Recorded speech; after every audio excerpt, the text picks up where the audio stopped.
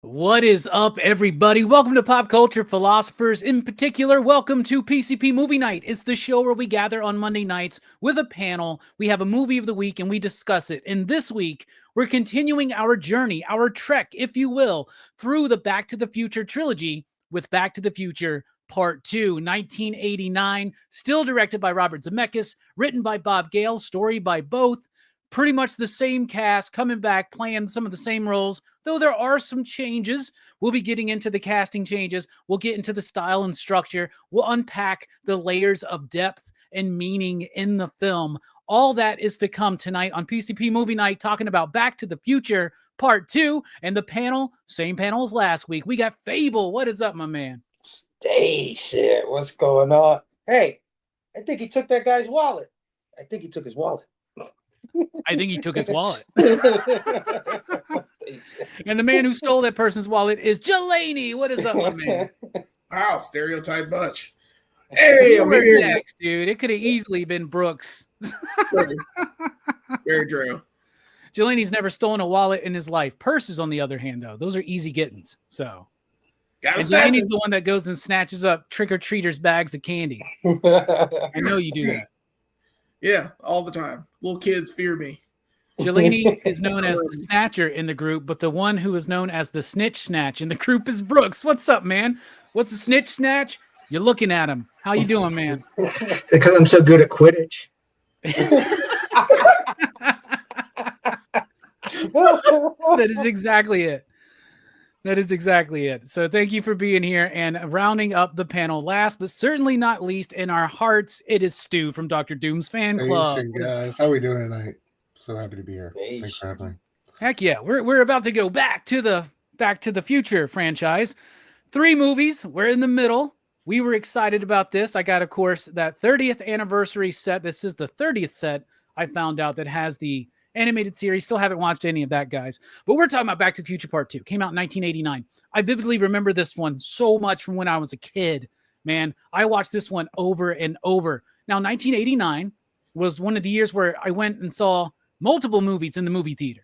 Back to the Future Part 2 was not one of them. So I didn't watch this probably until 1990 when it released on VHS. But I remember going to the store, a wall of them. Oh my goodness, there's a couple left. We were able to go get it, take it home and watch it. And I watched that videotape so many times that weekend. I made use of those 3 days, man, 100%, and kept going back and re-renting the first one and the second one till eventually I remember my stepdad just buying the first one because we watched it so much. And actually, I don't know if he bought it or if they just didn't return it. But we wound up having Back to the Future for a long time. So I loved this movie as a kid. I loved everything about it. The hoverboards, and like every other kid, probably everybody on this panel, I thought that shit was real. I wanted one. I mean, I could, the idea of special effects in my mind at that time, this movie's 89, so I'm 8 years old. I have no idea of that. I'm like literally, they're on hoverboards, right? So, and I remember a G.I. Joe toy, you know, that was a hovercraft thing. And I was like, I bought it and I'd like, that shit's real, right? I loved it. I loved when they go back into the past. And I'm the dude who who my favorite Star Wars movie is Empire.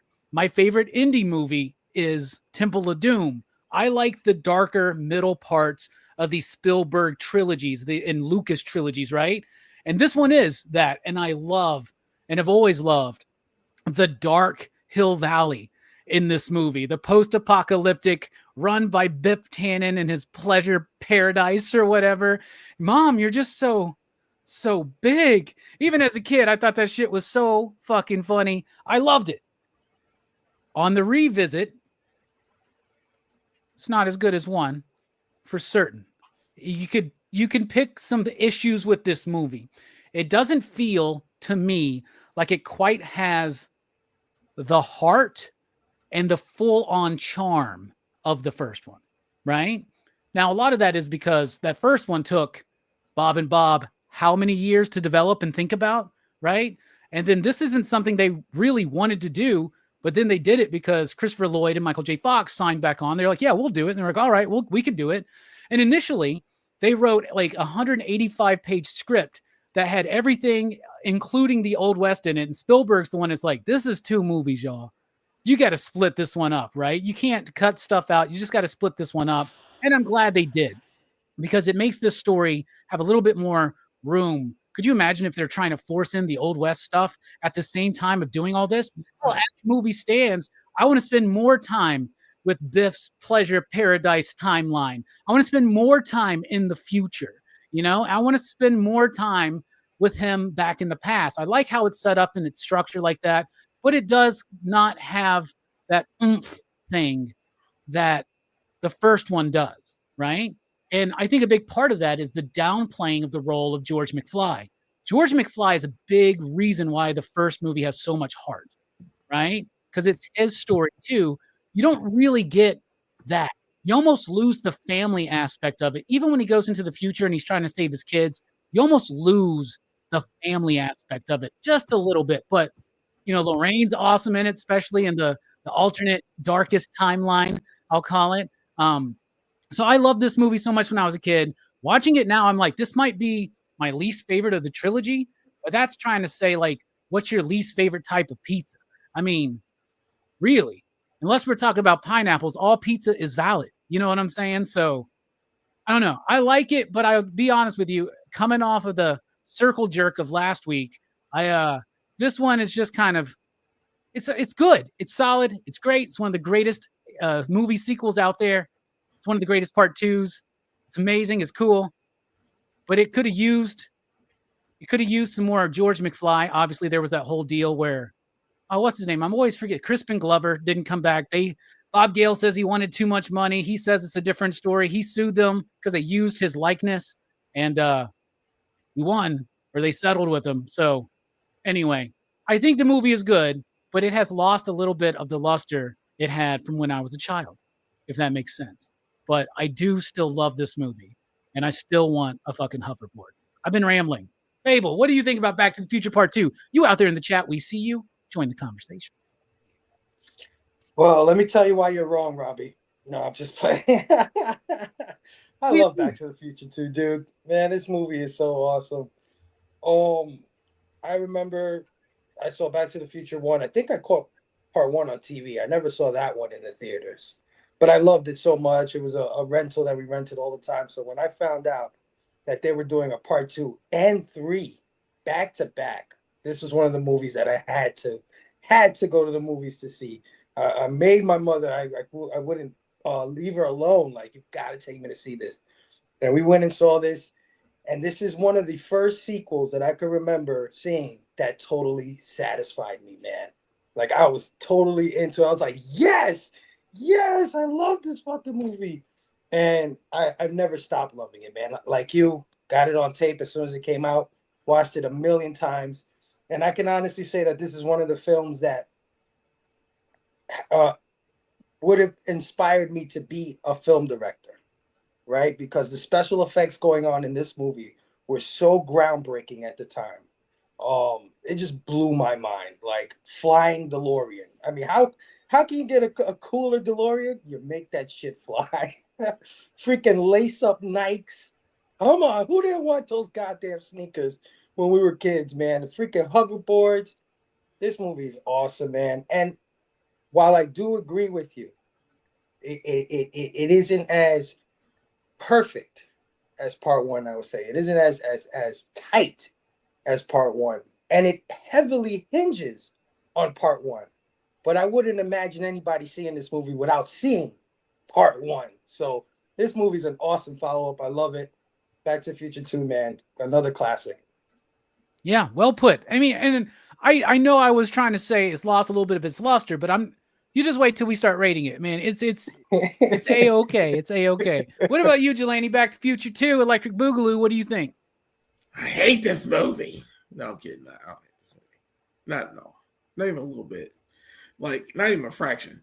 Like, Back to the Future 2, like, I saw this in the theater. Like, my cousin, like, 89?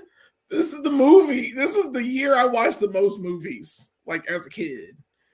Like, it was one of those things where you go to the theater on Friday or Saturday and watch a movie and talk about it and do that. Madison Square 12 was the place to go.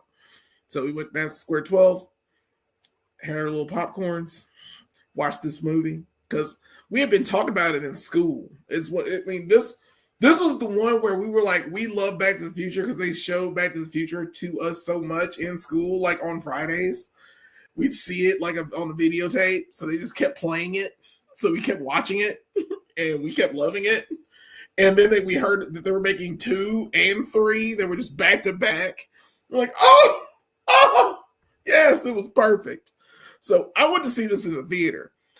Flying DeLorean, yes, Fable. I love me some Flying DeLorean. Like, my favorite car of all time, my favorite car of all time is Kit. If Kit could fly, I'd be about that life. That's what I want. I want a time machine. I want a time machine freaking Kit that can fly. That's what I would want. It'd be like, hey, Jelani, what time do you want to go to? You know, they just tell me, and I just tell him where to go, and he just go. Then he's like an encyclopedia of knowledge. It would be great. But yeah, Back to the Future 2 is awesome. Shoes are awesome. Now, the whole 2015, we didn't, experience that. So, like, I didn't dress like Biff did. I didn't get the helmet and the pit bull and the hoverboard. We got hoverboards, but they called them fire. That kind of sucked. I always wanted one too because I was like, yeah, hoverboard, yeah. And then, no. We'll get there, man. We'll get there. Hopefully we'll get, it shouldn't be that hard. We'll just be too damn old to ride them, man. I love how it was like pink and made by Mattel as well. That was like awesome. And a funny thing is, in an interview, Robert Zemeckis said that they were real and that he got a hold of some prototypes, and like Mattel got really pissed about that because they got a lot of like letters and shit, a lot of phone calls. My kid wants this damn hoverboard for Christmas, and god damn it, you better tell me where I can get it. Listen, a lot of companies wasted a lot of R&D money trying to make that a reality. That's a fact. I've seen a lot of videos where they try to make that thing real. It's hard, man, and like if you do it, I mean, it kill you. There's too much. It has to hover a certain amount off the ground. You got to get speed, pick up, all that stuff. You couldn't come up with that now. They missed a really good visual gag, though. They should have had like one of the gang members for Griff. Should have been like a heavyset guy who jumps on one and it just drops to the fucking ground. Yeah. That would have been great. Oh man. But yeah, the movie itself, it's good. It's not as good as the first one. Not by any means. It's a good sequel to what we've already seen. It builds on the story. It's basically it is Empire. It is Empire. It's the dark one. This is the one where Biff gets the almanac. Basically the most evil timeline. What we thought we were in 2020. How's that tiny ass almanac have all those sports stats in it, by the way? I don't know, man. Maybe it's just type really small. In the future, man, they must just it must be way different in the future. Yeah. Ultimate 1985. Every single college football game. It was 1954. Found it. Yeah. Yeah. So it's I don't know. But I think it's awesome that they would have something like that. Like it's what would happen if, you wanted to change your own future financially. How would you do it? And the premise of Time Cop, which we will watch, with Van Damme. Um, you go back in the past and fix things to where you make money and be rich, but then turn your place into an 80s slum casino. Really? Is that what you do? I wouldn't do that, but whatever. Teach their own. But it's a darker story. It's not as like you said, Fable. It's not as tight. It's not really it's put together, but it feels like it is. There's another one coming. Like this is when we first started getting that feeling. Oh, there's another one, even though they did tell us there was another one. But oh yeah, you get ready, get excited. The music in here doesn't exist. I mean, we're gonna talk about the music later, but it's the same thing. It has no heart because it doesn't have music, and I want to talk about that a little bit more in depth because you just get dun dun dun dun dun dun dun dun dun. That's it. You get little spots, but it's the easiest paycheck Alan Silvestri ever got, man. Now good. I'll cry when I get in the car. But yeah, other than that, it's still a good movie. It's a great companion. It makes a lot of sense to have this one in between the other two. Because I got words on three. We were talking about, last week we were talking about how perfect Back to the Future is because everything that's set up is paid off. This one is different because a lot of the setup gets paid off in the next film, right? And when you watch it over and over again, you start noticing the little things like, his time glitching to 1885 and he's wearing like the horses and the carriages on his shirt and like all little things like that, right? That do add up over time. Yeah, they do. Yeah, but exactly, right? Yeah, it takes a while to get there. And I understand.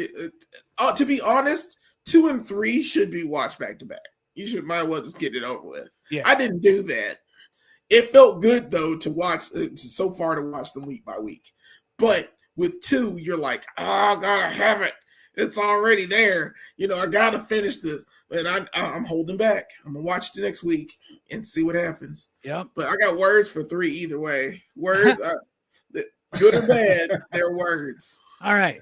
Speaking of words, Brooks, share some words about Back to the Future 2, if you will.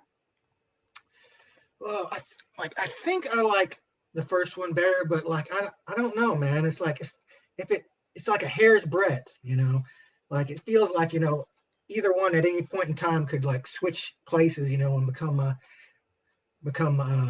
jump ahead of the other one. But as it stands, I would probably say I would give the first part a little more than this one, but it is still like a really enjoyable movie in different ways. And I like that they get to do time travel in this movie actually, because in the first one, it's basically he travels to the past and gets stuck, which is kind of what happens in the third movie too. But in this one, he's like Doc Brown's got the machine up and running. He's got the garbage disposal energy converter thing, so I don't have to worry about getting trapped and having to do the capture lightning bullshit anymore. So I get to like jump to like different times, and like I like the effects of how like things that they do have altered things in the time. Like so you see like an alternate version of the present, whereas at the end like it looked like everything worked out. Marty's dad is like he's not a loser anymore. Biff's just this dude who's just like a regular business guy, but then like it just fucks it all up by him going into the future with Doc Brown and Marty being greedy and shit. So yeah, like it is like I think like one thing about watching the Back to the Future, like the entire franchise, is that like the level it hits a level and it just kind of stays at that plateau. Like it doesn't dip like other movies do. Like it stays like about the same amount of enjoyability throughout movies. And like I think that's why people enjoy these movies so much. It's just because it just gives you that good, steady like entertainment that we crave. Hell yeah. One thing about these 2 movies too, and we'll talk about 3 next week, obviously. But one thing on this watch, I was like, man, there's not enough Doc Brown. But then I realized that this was more Marty's story, and the third one is more of a Doc story. Right. So that's an interesting way that they break it out too. What about you, Stu? What do you think about Back to the Future 2, man? Yeah, man, I'm in the same boat as you guys. Like this one was the childhood hit of like the one I remember, right? Like the one I have all the fondest memories of, and the one I definitely remember over one. Like it was this one that kind of stuck with me. Like Jelani said, man, 89 with this and that, man. I mean, it was such a huge year. I think overall on the rewatch though, I think it leaned on the first one a little bit too much. I really loved the time we spent in the future. That was when I was having the most fun with the movie, and I really liked some of the things they were doing there. And some parts were like Griff was a little rough after about 3 minutes. I mean, that was a little. I was like, I wanted to hit the mute button, but What you mean? What do you mean, dude? It was crazy. And it's crazy to see like the special effects, you know, the side by side thing, how they were really stuck on that. You know what I mean? Like that was a new thing. You could tell it was all the time. So they designed a whole camera system for it, right? Like that was created for that, so they could do the motion control while moving the camera. I mean, it's actually they look really good. It does. It looks great. The only time it looked off is when the two Biffs were in the car and he threw the almanac over his shoulder. It looked like it was layered. Like you could, like the films were later on top when of they each other. throw it, it's animated. Yeah, they said in the commentary it was animated. Yeah, they even used like a fake arm at one point. Like somebody's got like the fake arm to hand it to the other Biff. Like it's really it's a lot went into those little things, man. You gotta give it to him, man, because he. I mean, they could have just had a still shot and it would have been a lot easier. But he wanted to move the camera, and that's what facilitated all the technology, just to move the camera, and that's the kind of balls that is missing today. I'm sorry. Mm-hmm. Oh, there's a great one between I think it's Biff and Marty, and the lighting on them just looks pitch perfect on both. Like the way they, it was really well done. But yeah, I don't know. I just think I wish it would have had a little bit more confidence in the vision and I guess where it was trying to, you know, and spend a little bit more time in the future. I really, and I liked when it got dark, even though that's really not par for the course for Back to the Future. I like that chapter where it got dark in 85, but it was good to see Billy Zane back in more ways than one. So many cool little recurring themes. But yeah, I don't know. This one's not without its controversy. The Crispin Glover thing has always been interesting, and like what the precedent he set for actors' rights and, you know, using likeness and stuff like that. So I don't know, man. This one is special for me. This is like my number one just because of childhood attachment and nostalgia. So, you know, definitely seeing the holes and the flaws on the rewatch, but still love to go back to it. Yeah, absolutely a great movie, a fun revisit, and what a great cast. Just like in the first movie, a great cast. And last week, I was nice. Let y'all go before me. Not tonight, because my favorite performance outside of Doc Brown in the first movie, out of all of the sequels, my favorite performance is Thomas F. Wilson as Biff, as Griff, and Old Man Biff. Fucking awesome, dude. I love him in this movie. He's playing those roles so amazing. And I'm watching it this time, and Darkest Timeline Biff, I'm like, this dude's reminding me a little bit about our president-elect. Our president? Right? And There are a few similarities. They go into this office and he's got that big portrait behind him, right? And in the commentary, Bob Gale goes, we modeled that portrait off of one I saw of Donald Trump. That's crazy. But I love him. He's always the old man version so well, and it's different than him as a young man. You can actually feel the years of growth, if we want to use that term. It's probably the wrong term for Biff, but we actually feel the years of aging, right? We feel like what he's gone through, right? And then when you get to the Trump version of him, right? Like he's sleazy. He's kind of like he's different than the Biff from the beginning of the first movie and different than the Biff from the end of the first movie. Like he plays so many different versions of himself and all incredibly fucking well and all very different. And I get what you're saying about the voice, Stu. Luckily, Griff wasn't in the whole damn movie. You're right, but I kind of liked it because it differentiated it. I love it. Just a little bit. Man. Yeah. It's Like definitely the whiniest. Yeah. definitely a great yeah. So I really like him. Dude, Tom Wilson. Why the fuck is that dude? Where is he been? You know what I'm saying? Like this dude should be a star, dude. Like it's insane. Fable, what about you? What's a performance you want to highlight? Oh man, you stole mine. I'm not gonna lie. That's the guy I was gonna go with. But you know what? I'm gonna go with Michael J. Fox, man, because he pulled the Nutty Professor before the Nutty Professor, man. He sure did. Played himself. He played his son. He played a future version. He played his daughter. He played his daughter, dude. Yeah. Yeah. It's like, Dad, the tour. So lost. I love it. Yeah. So yeah. I loved it. I love Michael J. Fox's performance in this. Still that wildly crazy kid from part one, but with a bunch of more opportunities to play different versions of himself, and I think he knocked it out of the park, man. Like you said, it's Marty's story, focuses on him a lot, and I think he stepped up to the plate, stole the show, man. Hell yeah. I think he was a little bit less tired and frantic during this production because his family ties commitment was a little bit less apparently. Yeah. So that's pretty interesting. What about you? Let's not forget the doubling of when he goes back to 55 into the first movie and having to do probably the first movie parts again, and you know the present version of him going in there. So amazing stuff. Yeah, absolutely. What about you, Jelani? What's a performance you want to highlight, my man? Well, fine. I will take Doc Brown. Doc Brown is freaking amazing in this movie. The fact he's souped up, he got the car souped up, and he was able to like de-age himself like 40 years. That freaking awesome. I wish that we had that 2015. Where's that 2015? Amen, Talk to me. Man, that's insane. I want my flying car and my rejuvenation. It's craziness. I loved his character in this one. He was more of he was more like a fatherly figure, telling them about changing the future and actually, you know, fixing the actual problem of where he could have been committed in one form, but he's trying to guide Marty the best way he can.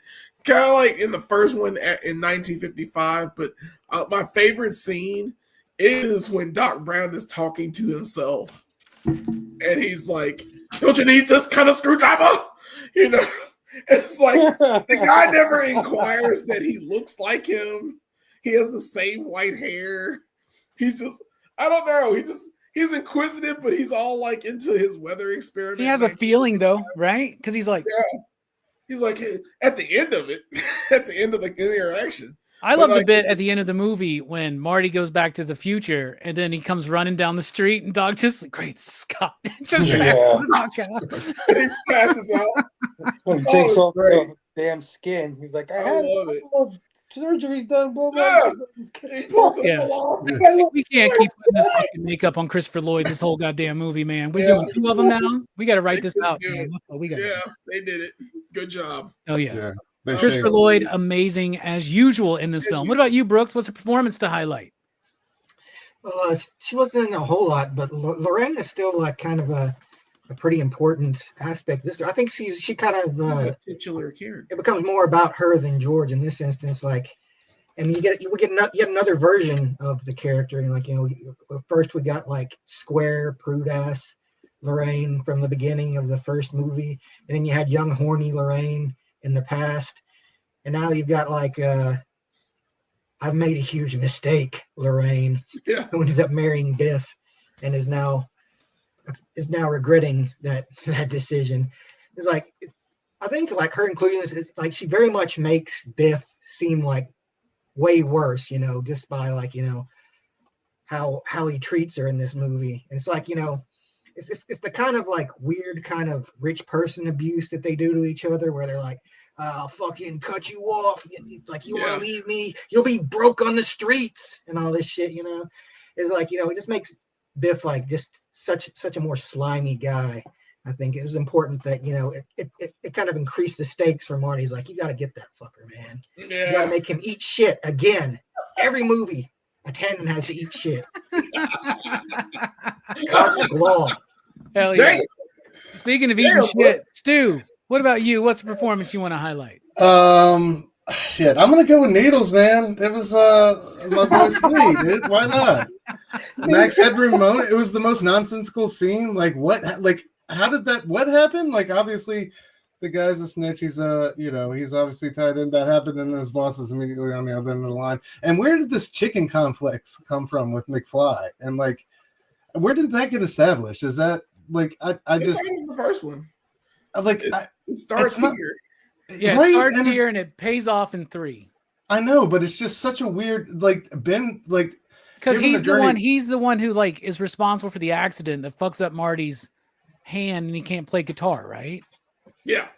Yeah. yeah, He's the reason he gets that, and he I gets know it's just weird, like But given randomly it's Flea, you know, and like Red Hot Chili Peppers aren't even like that big yet. You know what I'm saying? Yeah. It's just randomly fucking Flea. yeah, And now we watch him, we're like, what the fuck is Flea doing here all of a sudden? Right. yeah. Why is I it- got is it. this I literally like got up off of my chair and walked towards the TV. I was like, what is going on here? That was something I did not remember from childhood. But yeah, I don't know. And the whole chicken thing, like that was the start of it. And that was just, I don't know. That was wild to me. And like given the journey that we've already taken with Marty in the first film, that was just a weird complex for him to have all of a sudden. You know, I feel like he'd be a little bit more self-secure given that he just invented rock and roll, took all of Chuck Berry's swag, and you know, he's got the sports all in that, gonna get, you know, destined for great things clearly. But you know, I don't know. That whole scene was wild. So I'm gonna go with Needles for sure. Okay. Major shout outs, by the way, once again to the principal, Strickland, Principal Strickland, right? He's awesome. You slackers. He just fucking coming right out of Masters of the Universe, man. Just from movie into this movie. He just walked into this boom, boom. Where those hot chicks that were with him in Masters of the Universe? Anyway. All right, let's talk about the style and the structure. Pretty much the style is the same as the first one, right? I like it. Like Dean Cundey is a master cinematographer. He continues to do what he does, right? He has the 80s look a certain way. He has the 50s look a certain way with a little bit of softer lighting. And here in the future, he kind of like makes it like almost slightly overexposed, so bright. And kudos to the set design who intentionally didn't want to go the Brazil or the Blade Runner route and wanted the future to look a little bit brighter, a little bit more like very much like the 90s, you know, and they weren't too far off on some things. All the cars look great. The special effects on the DeLorean looks amazing. There's a great moment where there's a model and it's the DeLorean's coming down to like land on the street. And it's a model at first and you can tell, but it looks good. And it crosses this light pole and then it's the real DeLorean on the ground. And it's so seamless. It just looks so good. These practical effects, even though there are some wonky moments in Back to the Future Part 2, most of these special effects really work because they're actual in-camera effects, right? Whether it's an optical effect or something like that, it's not just animation. It's not just computers and shit, right? In fact, the only thing that's computer generated in here is the Jaws thing, and that's very early and crude CG, and I love that bit too where Marty's like, shark still didn't look real enough, you know, or something like that. So I think cinematography looks great. I think the special effects are amazing. The structure, I like the structure.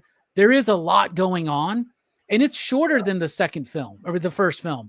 Maybe this movie could have used a little bit of like 10 minutes to kind of let everything really have their moment, right? Because it feels like you're kind of like rushed here, rushed into the future and out of the future, into this timeline, out of this timeline, back in. It's very episodic. And the other one doesn't necessarily feel like that. And neither does part 3. So it's really kind of a rapid fire middle section of the whole trilogy. But I still like it. I still like the fact that we're doing like what Brooks said, that we're actually time traveling in this one. You know, it's not just like one journey back into the past. It's not just one journey in the future. It goes all around, switching timelines. I really like that stuff. So I think style and structure is pretty freaking solid. What about you, Fable? Oh, one of the things I said about part 1 when we reviewed it is that it was so cool. Everything was so cool. So take that and turn it up to 10. And you got the Back to the Future too, man. They turned everything up. Like you said, flying DeLorean with the damn garbage energy converter. That's freaking awesome. The skateboard, the Nikes. Oh my God. You guys don't know how much I wanted those damn sneakers. And they only were on screen for like 10 seconds. That's all it took. I needed those sneakers in my life.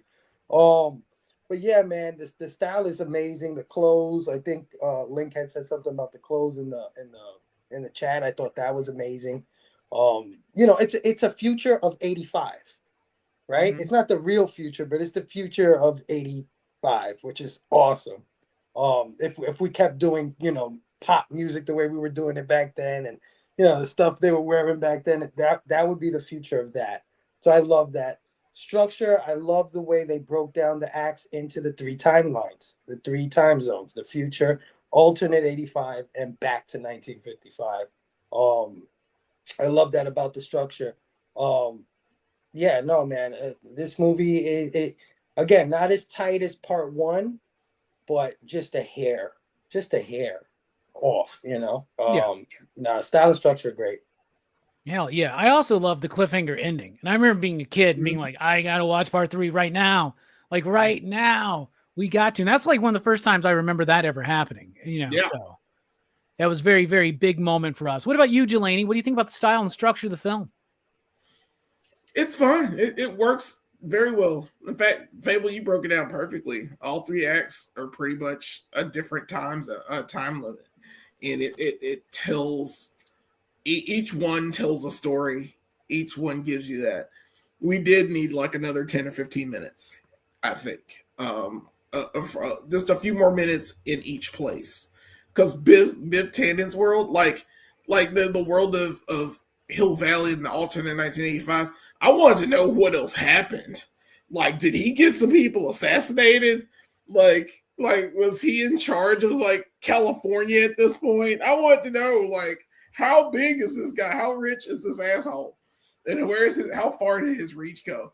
It was pretty bad if you destroyed like Hill Valley, but oh my goodness, I'm pretty sure he did a lot worse, because it had to have been the darkest timeline, like they say in Community. It had to be. But yeah, structurally, it's the same movie. It's put together well. I love the way the DeLorean looks in every shot. I love the DeLorean in this movie because it flew. I mean, come on, man.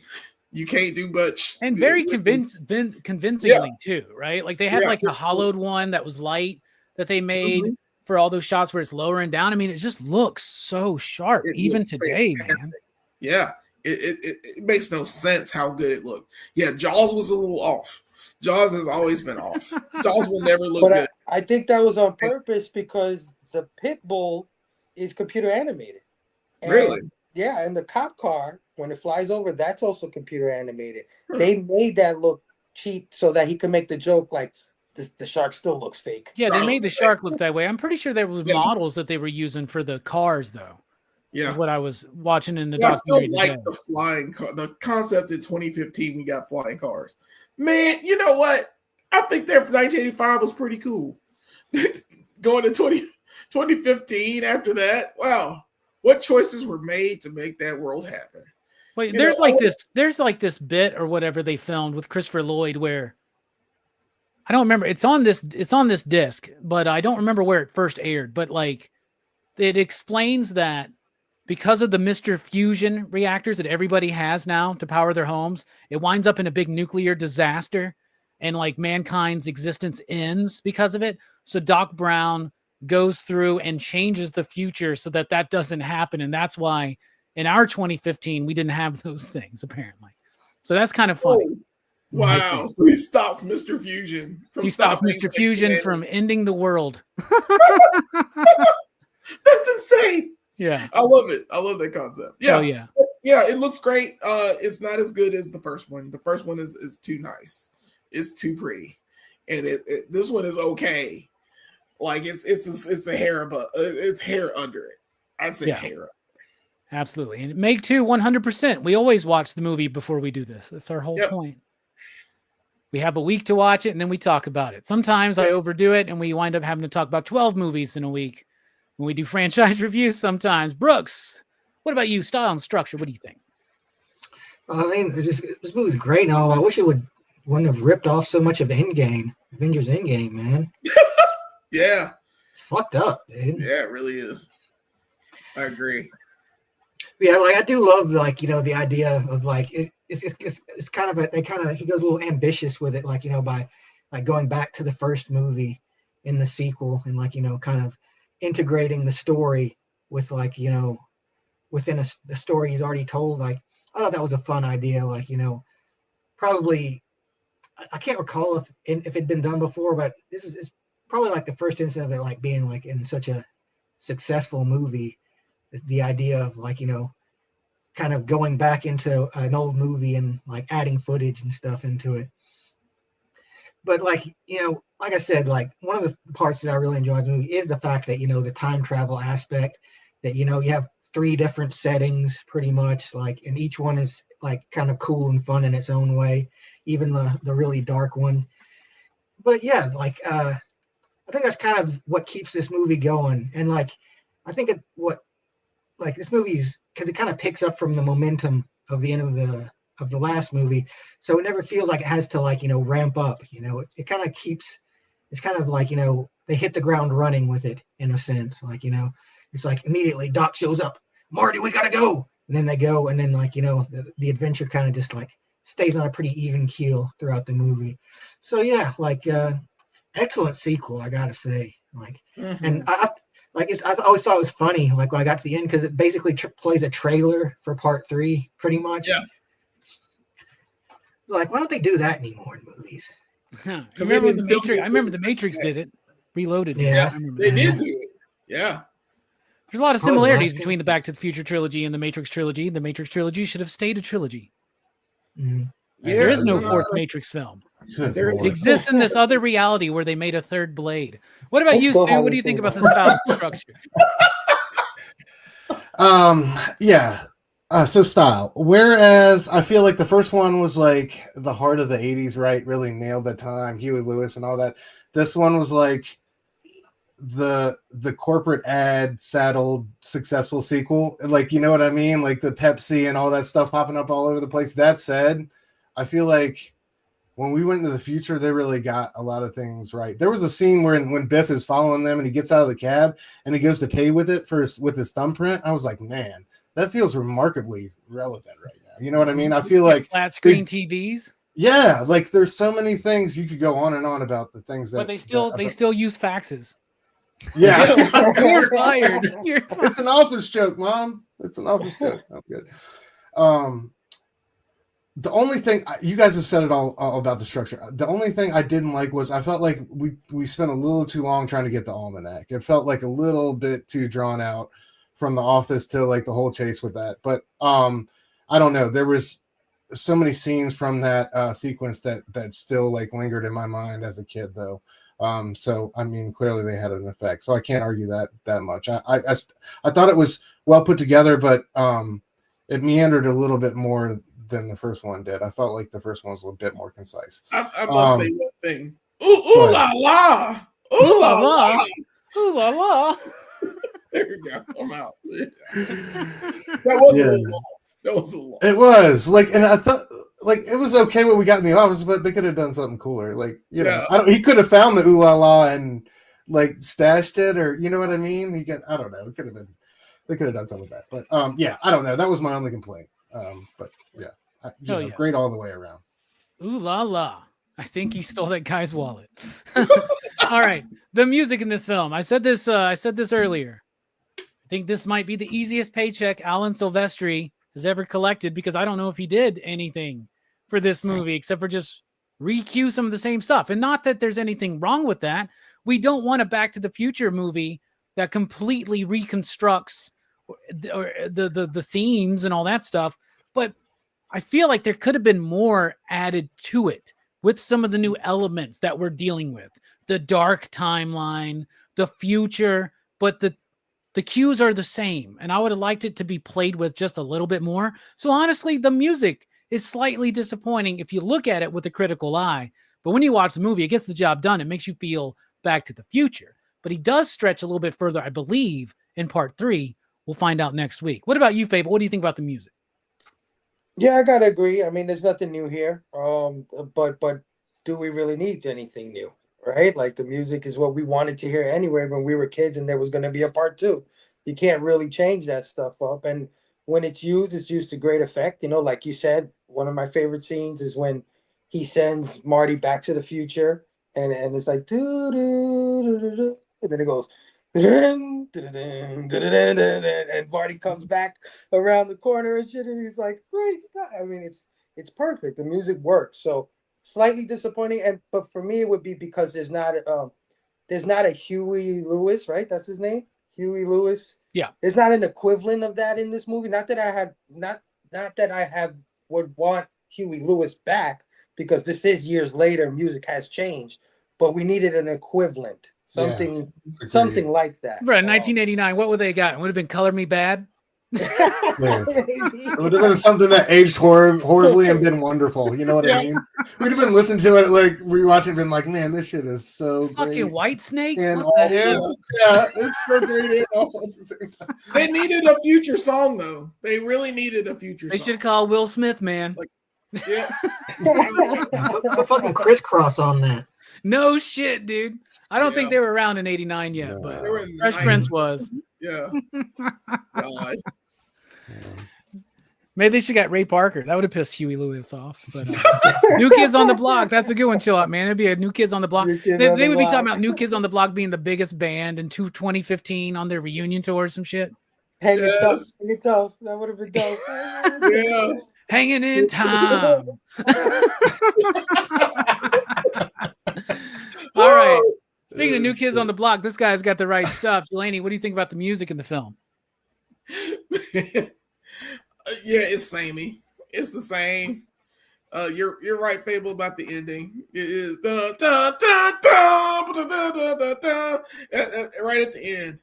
It's like, I don't know, that vamp is awesome. But like everything else, I mean, it's the same stuff. I'm like, yeah, it's the same movie, man. Like, when I was watching it this time, I was like, damn, they didn't put any new music in this. They didn't try at all. Like it wasn't there. And like They you don't did have Beat It soundtrack. in there, though. They did Yeah, have Beat It. Beat It don't A lot of count. Michael Jackson in the film because Yeah. apparently Michael Jackson was a big fan of Back to the Future, and he's like, "Yeah, use my music." Yeah, use So, my like, music. I Don't love put the me I in love the Max Headroom version of him and Ronald Reagan. Yeah. in that damn- Yeah. Yeah, that was awesome. Because You know, think about this at restaurants now. We do have in 2015, and now we do have like little monitors on the table to like order from and like That's pay, true. but there's not a goddamn CRT just like fucking following you around, following you like around, a yeah. monster. we don't have that. I don't think we need that actually. But Yeah, I don't think so. it's- Oh, and Yes. Elijah Wood, little Elijah Wood, is one of the kids playing the video game. that's right. Yeah, in his first film role. You got to use hands for this? It's like Yeah. a baby's toy. I love that. God. And I love too. And he's like, "Go and order yourself a Pepsi. Here's a $50 bill." Because like, Right. Because inflation is a real Yeah. thing. hell That yeah, thing looked warm as hell too. Like, Yeah. hell no.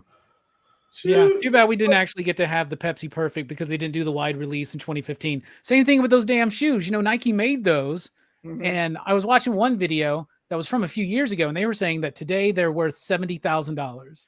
Yeah, I don't it's doubt it. Some shit like that. crazy. Dude, the Do they box, have those like the self-made- box stock had them in. I was like, man, if you had the box in those shoes, you could pay for Dude, the house. trust me, I was going for them.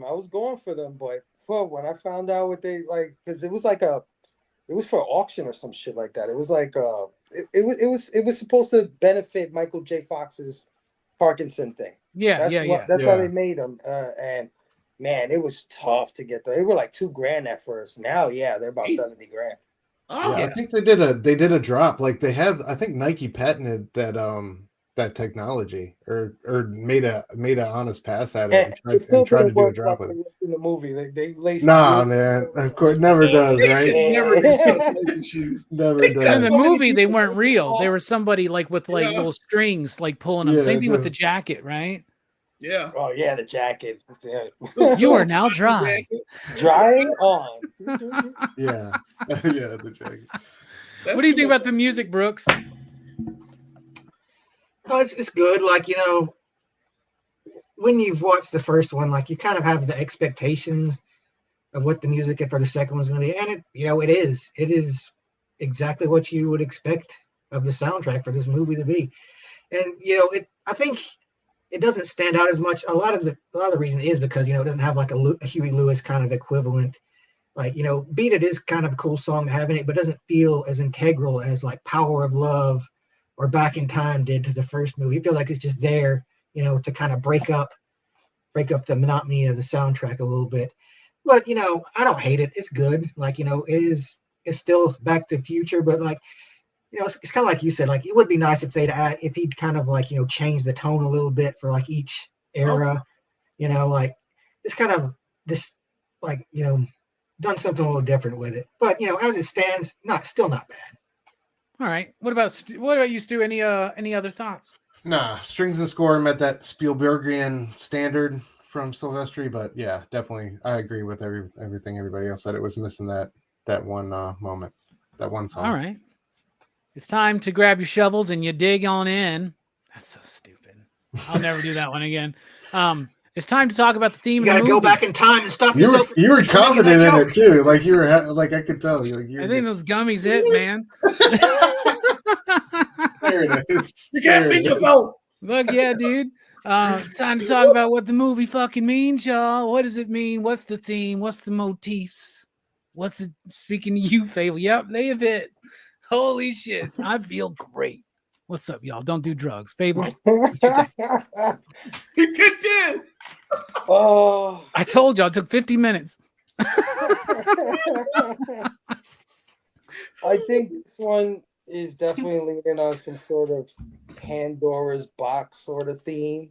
Like they opened the box of time travel, and at first it was a cool idea in part one, but now it's like more trouble than it's worth. And I think Doc is realizing that, you know, because first he was just like, yeah, I'm gonna go to this year and see how things happen here, and it was all about his adventure through time. But as this movie goes on, it slowly dawns on him that this thing can destroy the universe. This thing can actually destroy everything, and it's the most dangerous thing that he's ever made. You know, besides plutonium bombs and shit like that. This thing is a real serious hazard.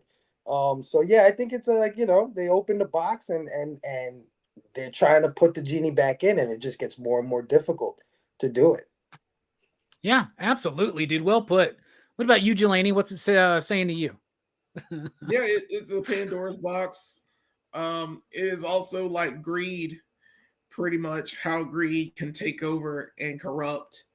And Marty had that greed at first when he saw that almanac. And he was like, oh, I can bet on a few games, do some sports betting. Next thing you know, I'll be rich. You know, I'll be financially set because I know exactly what's going to happen. And then Biff overhears him, steals it, and steals the time machine to go back in time, give it to his younger self. He's like, yeah, we'll be rich now. Yeah, I did love all three Biff incarnation / Griff. It was worth it to So see. have you thought about the opportunity that we're talking about? Oh, Griff for the $300. win. Griff for the win. Yep. It was great. I loved all three. It works well, and the fact that you can't really change the future, it's going to be destined to be one way or another, and that's what makes it weird about this movie. Like technically, the first movie they've already changed the destiny. They've already made George McFly like not a loser. That's what they're trying to do in this one at the beginning.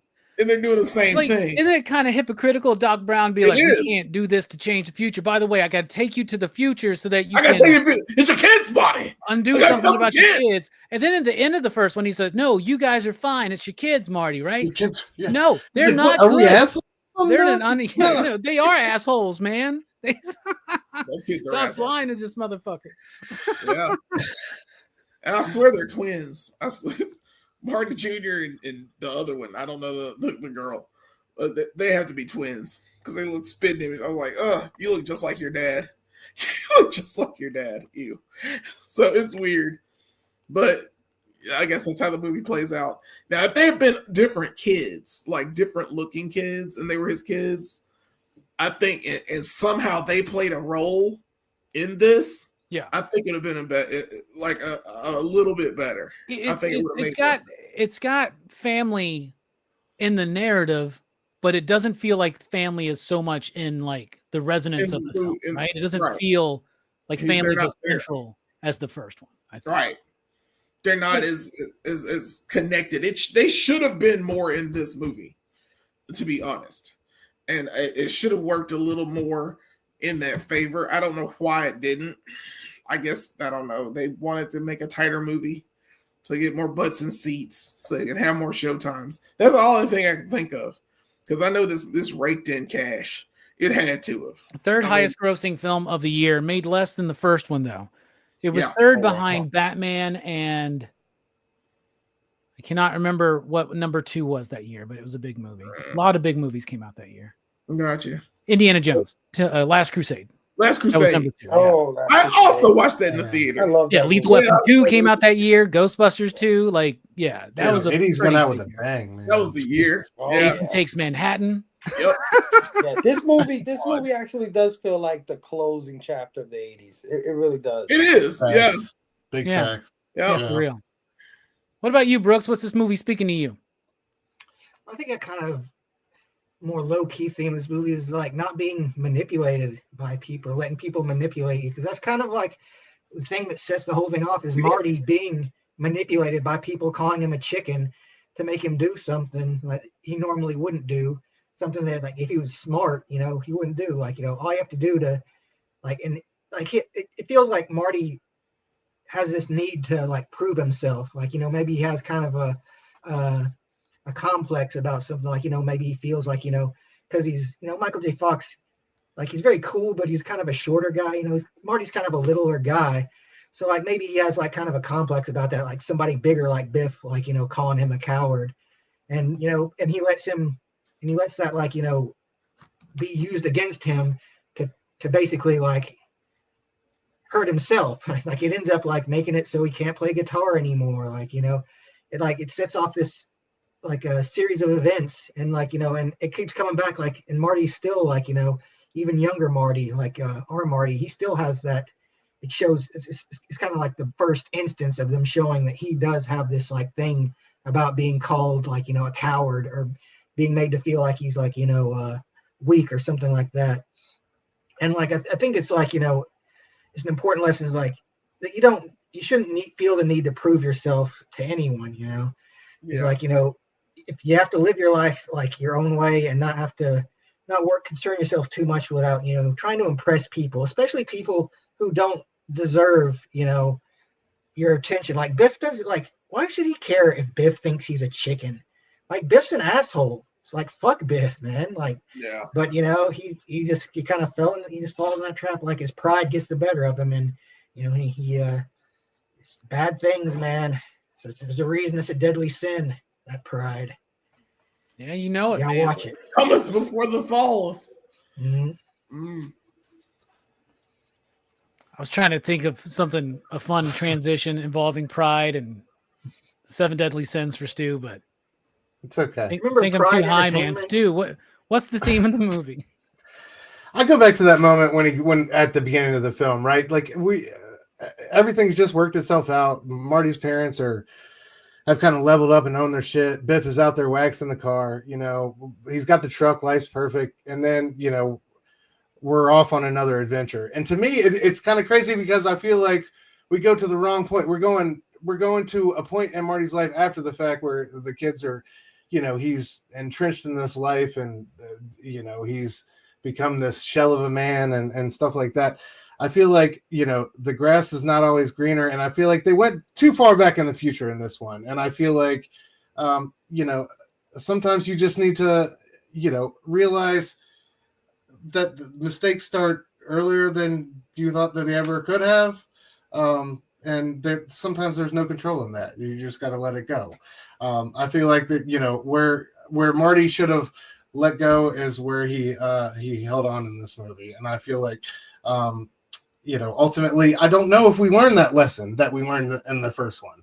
And I was kind of left with a bittersweet feeling at the end of this one, because it felt like we got tied up in the ending and finding out what happened to Doc, but we didn't really go on that same journey. And I don't know, where all these members of the family, we kind of brought some of them back out just for curtain calls, and, some of them like had bigger moments, obviously Biff and stuff like that. But, as Marty being the central figure in this trilogy, along with Doc, it just felt like they were kind of, they had too much of a good thing in round one. And I think they thought they could go back and really make things right again. Just lickety split like that in round two, and didn't go as planned. So, sometimes you got to pump the brakes, man, and let things play out. Yeah, Ultimately is where I got from it. absolutely. Long-winded answer. And this is the first part of one big story, right? Because 2 and 3 were filmed back to back, and they're pretty much one story. It was written as one story. So a lot of the setup of their journey gets fulfilled in the next movie. So you do kind of have this, unlike the first one, you don't have the completion of the journey, right? So I think that's why some of these part 2s sometimes can be looked at as dark and kind of they're odd and how they fit with the rest of the trilogy tonally or something like that. But I like it because I think the theme it is a warning. I think Link said, what if? It's kind of like a what if, right? And having to fix that thing, right? It's the Pandora's box aspect that you were talking about, Fable. How that brings out things like greed in people, like Jelani was speaking about, causes people to be easily manipulated, like Brooks was talking about, right? And sometimes that leads to not a completion of a journey, right, Stu? So to me, like last week, I mentioned how the movie to me was about it is our responsibility to be the best version of ourselves for the people around us and the reverberating effect that has. This is the counterpoint to that of like, this is why. This is what happens. This is what happens when you take the easy way, right? He wanted to take a shortcut. I can just take this almanac back and make some money. Now, Marty would he have been more responsible with it than Biff Tannen? Probably. But does that mean that it wouldn't have wound up in the wrong hands in some form or fashion? When you get things given to you too easy and you don't actually work for it, you don't earn it, you don't really appreciate it. You know what I'm saying? Right. And it's not going to be the answer is like instant success. It's the journey to get there. That's what builds character. That's what improves yourself. That's what makes you the best version of yourself. And that's what betters the lives of not just you, but everybody around you and the community. And it just reverberates out of that. So this is the warning of what happens when you try to take the easy way, when you try to take the sleazy way, when you try to take the greasy way. It ain't going to work out. No It's all way, manure. no how. It's all manure in your mouth. It gets in his fucking mouth this time, man. How'd you know about that? All right, now it's time to rate the film out of 5. Possible, you digs. You out there in the chat, what do you rate Back to the Future Part 2? I'm going to kick us off. I love this movie. It was one of my childhood favorites. Still maintains as one of my favorites. I think it's one of the best Part 2s of all time, especially for these big franchises. It's a great movie. It's got some really cool moments. It's got some memorable moments. It's got some cool stuff in it. I like the darkness of it. I like the different times that they're in. But it's not quite perfect. It's not quite there like the first one, but it's also the first part of a story. So I still like it. I'm going to give it a 4.69. That's what I'm going to do. 69 for Lorraine's huge tracts of land. What about you, Fable? Out of 5, you digs, what do you get Back to the Future to? Yeah, I mean, it's a hair for me between part 1 and part 2. I think part 1 is a little tighter, is a little better, does have a little more heart, all the things you said. So I would have to agree with a 4.69, but I'm going to give it a 5. And I'm going to give it a 5 because it is so iconic. It's so influential. It caused so much fandom for years and years to come. Like I said, who didn't want the DeLorean? Who didn't want a hoverboard? Who didn't want lace-up Nikes? Who didn't want to be like Marty McFly and have a brother like Doc Brown, man? This just continues the adventure. Again, I would have gave it a shorter score just because, and also I would have gave it a shorter score because it hinges on part 1. And I always say a movie should stand on its own, no matter what part it is, right? Like you could take a Friday the 13th out of any of those parts and it'll probably hang by itself, you know? This one needs part 1. But then again, like I said, I can't imagine you coming and saying, let me watch Back to the Future 2 first. Like, Right. you're going to go watch part 1 first. So, yeah, a little less than 5, but a little less than part 1, but no less still than a 5 just because of its influence, iconic, groundbreaking special effects. I mean, groundbreaking special effects, dude. We didn't get into half the things that they did for this movie that changed Hollywood. So, yeah, 5. All right. 5 from Fable. What about you, Jelani? I love this movie still. Like, Back to the Future Part 2, it's a milestone because like it made you crave 3. Like you had to watch 3. There was no way around it. And they said, and if they sold things like this back in the day, I mean, if they sold stuff like this now, it would be. And they did with the Marvel Universe. Like the Marvel Universe actually did it, and made you want more. Like that's how it's supposed to be done. And then of course you screw it up. But I'm glad they didn't do a Part 4. I'm glad they didn't do, a remake of this. Please don't remake this. I keep saying that. I'm just like, don't remake the first one because you're never going to get the trilogy out of it. It's not going to be the same thing. It's going to be trash. You're going to screw it up, and it hurts me. So because of all those things, and you're right, Fable, the special effects are groundbreaking and amazing. I'm going to go with you too. I'm going to give it 5 too, because I gave Back to the Future 5.69, and I think this qualifies as a 5. All right. A 5 from Jelani. What about you, Brooks? What you sitting on? Yeah, I'd give this one a 5 too. This movie was like, I feel like it wasn't not as good as the first one enough to warrant like a point droppage. Like I still really enjoyed it. Like it was like just a great entertainment experience overall. So yeah, I give this. I think this is a 5 you dig movie, definitely. You guys are turning me into the Grouch of the panel. What about you, Stu? What do you rate it? It's a fucking 5 for me too, bro. Yeah. I gotta say, like when I sat down to watch one last week, I was waiting for like the iconic moments that I remembered as a kid, and very few of them were in one for me. And most of them, if not all of them, were in 2. I mean, there were some scenes I remembered so vividly. It was crazy.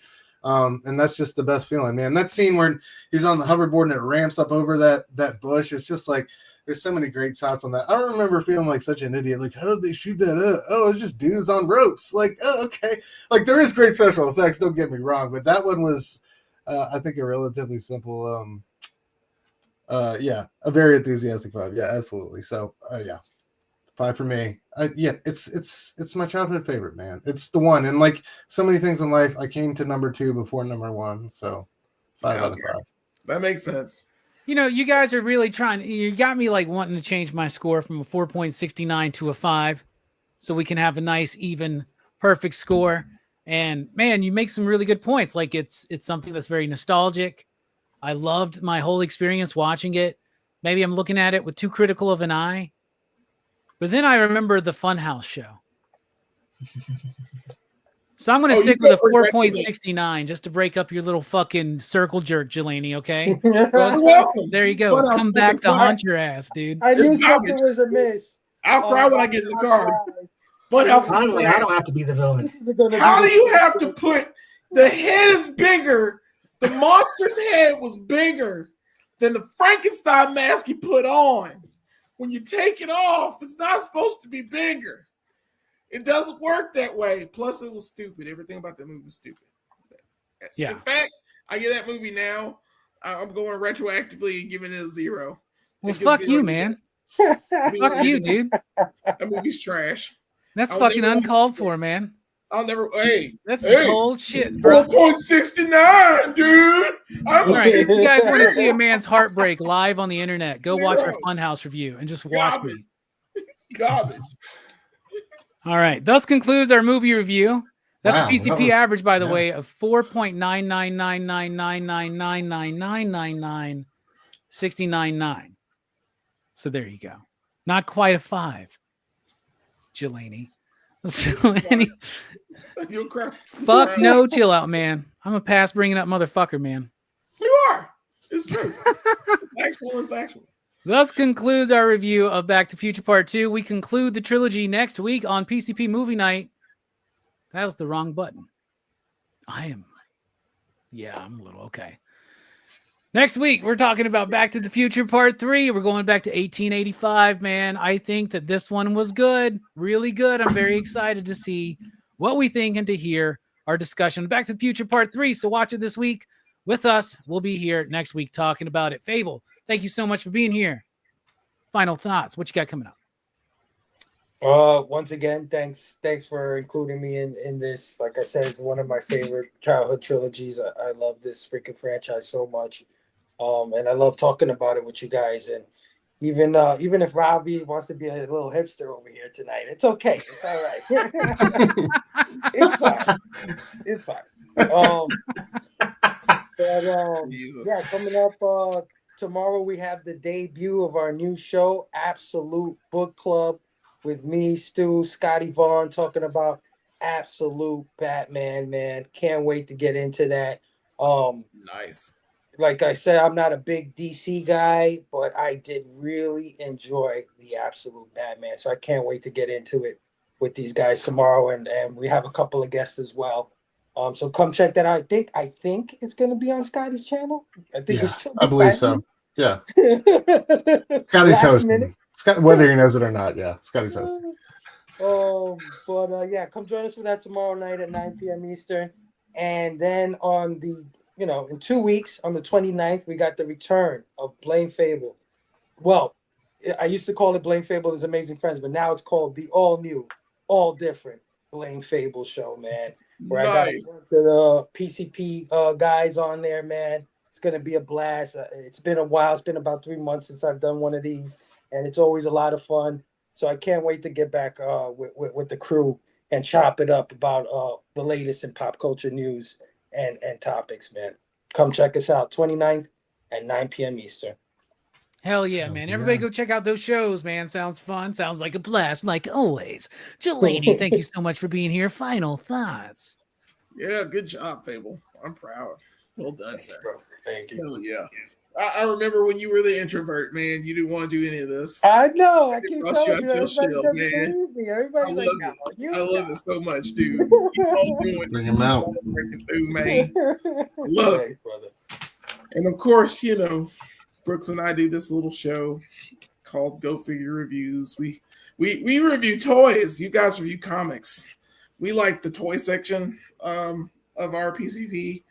Lovely army. First we got the 2-bop Steady from Turtles of Grayskull.